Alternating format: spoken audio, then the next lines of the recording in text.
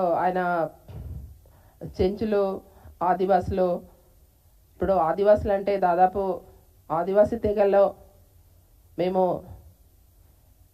తెలంగాణ రాష్ట్రంలో 12-13 తెగలు ఉన్నాయి. మేము ఆ తెగలలో మరి ఏ తెగకి సంబంధించిన మరి ఆదివాసులకు చేసిందేమి ఈ ప్రభుత్వం వచ్చిన తర్వాత మేము అడుగుతున్నాం.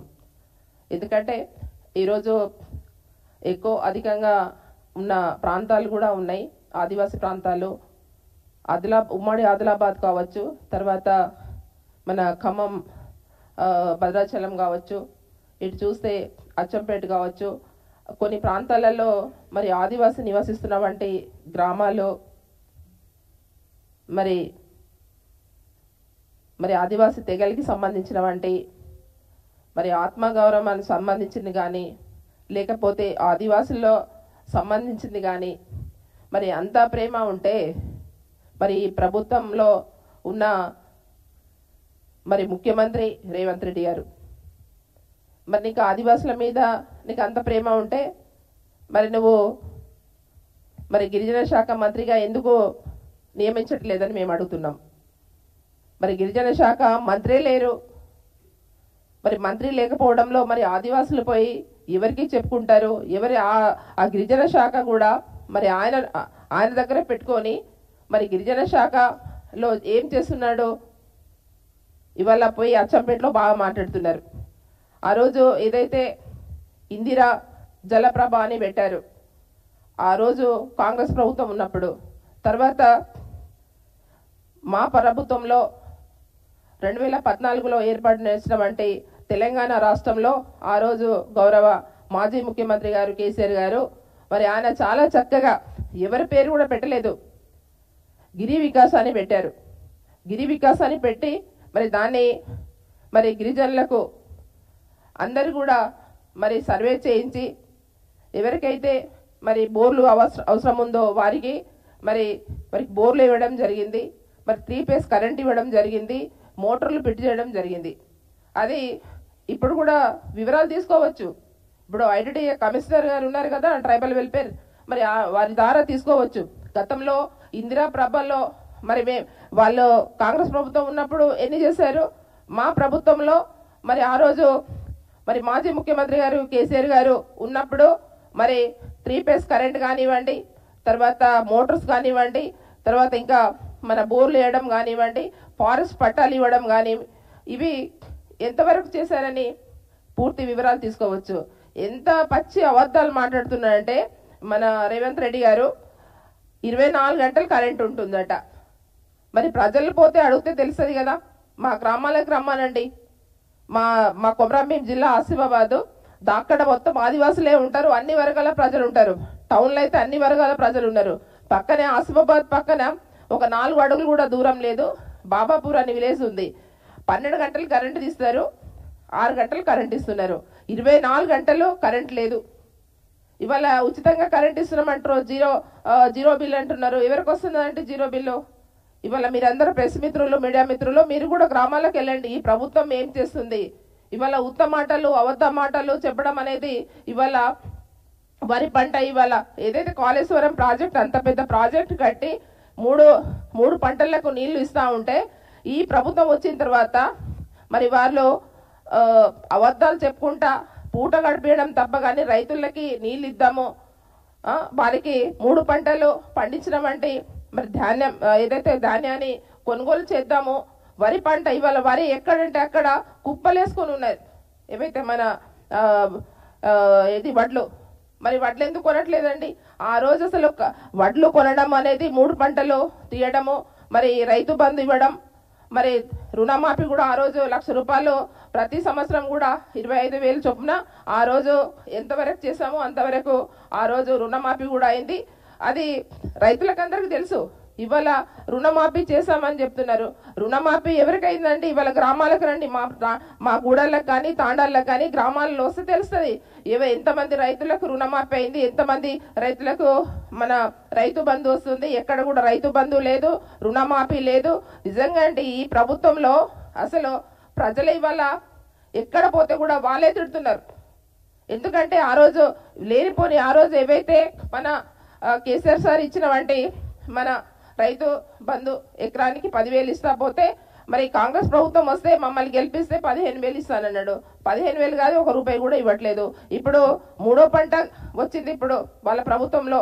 ఇప్పుడు 3వ పంటకు కూడా ఇప్పటి వరకు రైతు బంధు ఇచ్చిన దాఖలాలు లేవు. ఎప్పుడు కూడా మే వచ్చిందంటే మరి వాళ్ళ ఖాతాలో డబ్బులు పడ్డాయి కేసీఆర్ గారు ఉన్నప్పుడు. ఇవాళ కేసీఆర్ గారు ఉంటే గిట్ట మాకు డబ్బులు పడుతుండే అని ఇవాళ ఏ గ్రామానికి పోతే కూడా రైతులు వాళ్ళ పాపం ఎదురు చూసే పరిస్థితి. ఈరోజు ఏవి లేనిపోని చెప్పేసి ఇవాళ కళ్యాణ లక్ష్మి కూడా మరి 1,00,000 రూపాయలతో పాటు మేము తులం బంగారం ఇస్తామన్నారు. ఎక్కడ ఇస్తున్నారండి? కనీసం ఎక్కడో ఒక చోట లాంచ్ చేయాలి కదా, మరి అది మాట్లాడట్లేదు. ఏది పెట్టినా కూడా మరి ఇందిరమ్మ ఇల్లు అంటున్నారు. ఎవరికి ఇస్తున్నారండి ఇందిరమ్మ ఇల్లు? కాన్స్టిట్యున్సీకి 3,500 ఇల్లు పెట్టుకొని మరి దాంట్లోనే కొన్ని వాళ్ళు తీసుకున్నామండి పైలట్ గ్రామాలు తీసుకొని దాంట్లో కూడా ఏంటి మేము ఇందిరమ్మ ఇల్లు కంప్లీట్ చేస్తాం, రేషన్ కార్డులు ఇస్తామన్నారు. ఎక్కడ ఇచ్చారండి రేషన్ కార్డులు?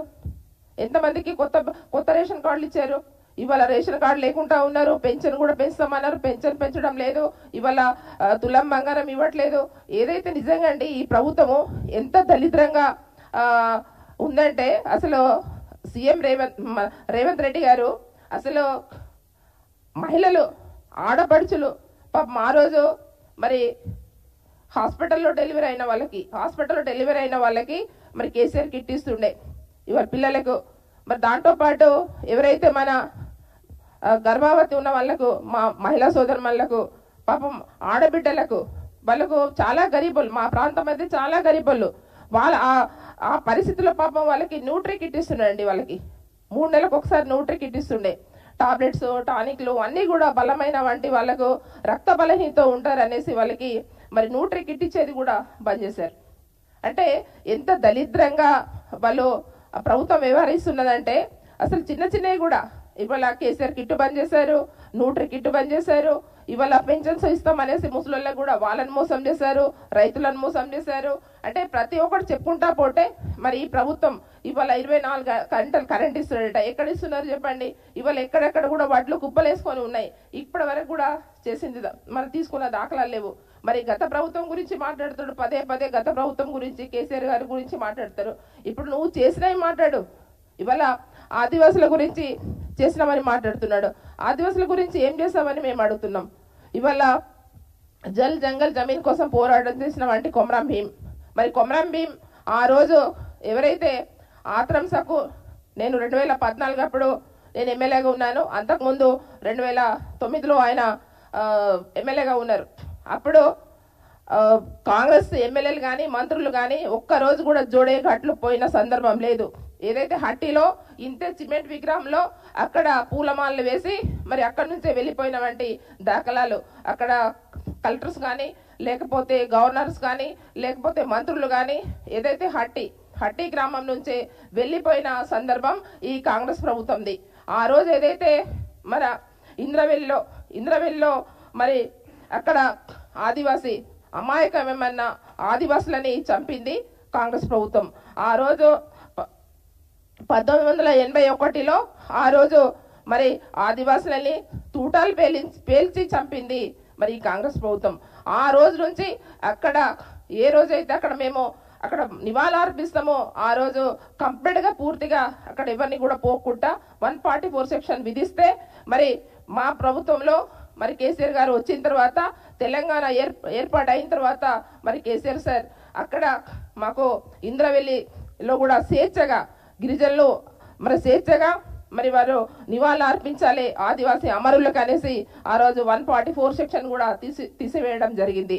మరి ఏదైతే జోడేఘాట్ ఉందో మరి జోడేఘాట్ కూడా మరి కొమరం భీం ని గుర్తించి మరి ఆదివాసిని మరి కొమరం భీం ఆయన అమరులైన వంటి ఆయన అసలు బాసిన వంటి జోడేఘాట్ గడ్డ మీద వచ్చేసి మరి 25 కోట్లతోని మరి అక్కడ మ్యూజియం నిర్మించి మరి అక్కడ డబుల్ రోడ్ కూడా వేయడం జరిగింది. ఇంకో 6 కిలోమీటర్లు ఉంది, వేయమనండి చూద్దాం. ఒక్క రూపాయి కూడా ఇప్పుడు పెట్టమంటే సందర్భం లేదు. మరి ఒక 5-6 నెలల కిందనే మరి మా ఇన్ఛార్జ్ మంత్రి సీతక్క గారు 5 కోట్లు టూరిజం నుంచి మరి 5 కోట్లు పెట్టారు. ఆ బండనే మిగిలి ఉంది కానీ మరి ఇంకా కూడా పనులు స్టార్ట్ లేవు. మరి మేము అడుగుతున్నాం, ఇవాళ మరి ఆదివాసుల గురించి బాగా మాట్లాడుతున్నారు. ఇవాళ కొమరం భీం ఇవాళ ఆదివాసి ఆయన జల్ జంగల్ జమీన్ కోసం పోరాటం చేసినామంటే మరి వీరుడిని గుర్తించేసి మరి ఒక జిల్లా ఏర్పాటు చేయడం జరిగింది. మరి ఆ రోజు మరి ఎవరైతే అటు మరి బంజారా భవన్ కానీ ఇటు కొమరం భీం భవన్ కానీ ఈ రెండు కూడా మరి బంజారా హిల్స్ లో మాకు పెద్ద బిల్డింగ్లు మా ఆదివాసుల ఆత్మగౌరవానికి మరి ఇవాళ ఇక్కడ కట్టివ్వడం జరిగింది. అంటే ఇట్లా చెప్పుకుంటా పోతే చాలా ఉన్నాయి, కానీ నువ్వు చేసింది ఏదని మేము అడుగుతున్నాం. ఇవాళ నా కాన్స్టిట్యూయెన్సీ లోనే మరి ఇప్పటి వరకు కూడా నువ్వు ఇది పెట్టావు ఇందిరా, ఆయనకే అనరాదు, ఎవరు పెడతారో ఏం లేదో. మేము చాలా చక్కగా ఆ రోజు ఇందిరా, ఆ రోజేమో ఇందిరా ప్రభా ఉండే, ఇందిరా ప్రభా తీసేసి మరి ఇందిరా సారాట గిరిజల వికాస్ అన్నమాట. అంటే గిని అనుకుంటా ఉంటారా అని ఎవరన్నా? మరి ఆ రోజు చక్కగా గిరి వికాస్ అని పెట్టారు. మరి దాన్ని తీసేసి పేర్లు మార్చేసి, సరే మార్చేసినా కూడా ఇప్పటి వరకు రూపాయి కూడా ఐటీడీఏకు మరి ఇప్పటి వరకు ఒక నయా పైసా కూడా ఇవ్వలేదు ఈ ప్రభుత్వం. రమ్మని చెప్పండి. ఇవాళ ఐటీడీఏ ఎవరైతే కమిషనర్ గారు ఉన్నారో, మరి ఎవరైతే పిఓలు ఉన్నారో, ఐటీడీఏ పిఓస్ ఉన్నారో, మరి వాళ్ళతో ఒకసారి మీటింగ్ పెట్టమని చెప్పండి. మేము కూడా ట్రైబల్స్ ఇక్కడ వాళ్ళ కాంగ్రెస్ పార్టీ వాళ్ళు కూడా ఎమ్మెల్యేస్ ఉన్నారు, మరి మేము కూడా వస్తాం. మరి గిరిజన మరి ఆదివాసీ మంత్రి పంచాయతీరాజ్ శాఖ మంత్రి గారు ఉన్నారు సీతగా కూడా, మేము కూడా వస్తాం. ఎక్కడ మీరు ఆదివాసుల కోసం ఎక్కడెక్కడ ఫండ్ పెట్టారో చెప్పండి, మేము చూస్తాం.